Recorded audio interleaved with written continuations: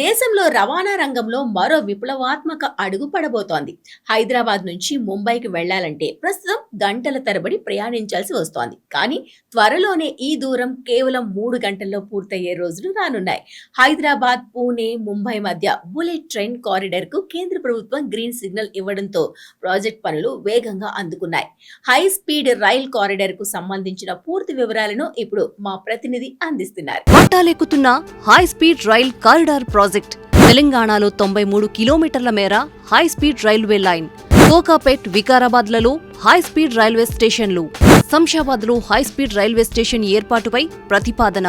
High speed rail కారిడార్లో కోకాపేట్, శంషాబాద్, వికారాబాద్ స్టేషన్లు. హైదరాబాద్ నుంచి దేశ ఆర్థిక రాజధాని ముంబైకి ప్రయాణ సమయం భారీగా తగ్గబోతోంది. ప్రస్తుతం రోడ్డు మార్గంలో దాదాపు 14 గంటలు, రైల్లో 12 గంటలు పడుతున్న ఈ ప్రయాణం భవిష్యత్తులో కేవలం 3 గంటల్లోనే పూర్తయ్యే అవకాశముంది. గంటకు 300 కిలోమీటర్ల వేగంతో దూసుకెళ్లే బుల్లెట్ ట్రైన్ కోసం హైదరాబాద్, పుణె, ముంబై హైస్పీడ్ రైల్ కారిడార్ను కేంద్ర ప్రభుత్వం ప్రకటించింది. ఈ ప్రాజెక్టుకు సంబంధించిన సర్వే ఇప్పటికే పూర్తవ్వగా డీటెయిల్ ప్రాజెక్ట్ రిపోర్ట్ కూడా సిద్ధమైనట్లు national high speed rail corporation limited వెల్లడించింది.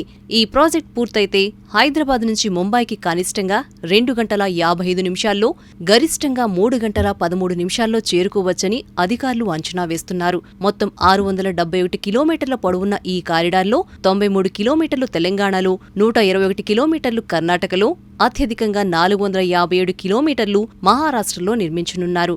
ఈ హైస్పీడ్ రైల్ కారిడార్లో పలు ప్రత్యేక ఆకర్షణలు ఉండనున్నాయి. మహారాష్ట్రలో 35 కిలోమీటర్లకు పైగా అండర్ గ్రౌండ్ ట్రాక్ నిర్మాణం చేపట్టనున్నారు. ఖండాలా ఘాట్ ప్రాంతంలో 13 సొరంగ మార్గాలు నిర్మించనుండగా వాటి మొత్తం పొడవు 24 కిలోమీటర్లు ఉంటుంది. హైదరాబాద్ మెట్రో తరహాలో పిల్లర్లపై ఎలివేటెడ్ ట్రాక్లు నిర్మించడంతో పాటు కొండలు, నదులు, భూగర్భ ప్రాంతాల మీదుగా అత్యాధునిక ఇంజనీరింగ్తో ఈ ప్రాజెక్టును రూపుదిద్దనున్నారు. బుల్లెట్ ట్రైన్ ఆగే స్టేషన్ల విషయానికి వస్తే తెలంగాణలో వికారాబాద్, కోకాపేట్ స్టేషన్లు ఫైనల్ కాగా శంషాబాద్ లో మరో స్టేషన్ ఏర్పాటుపై పరిశీలన కొనసాగుతోంది.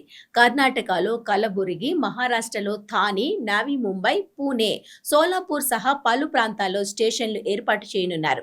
హైదరాబాద్ ప్రాంతంలో స్టేషన్లకు ప్రత్యేక కనెక్టివిటీ కల్పించనున్నారు.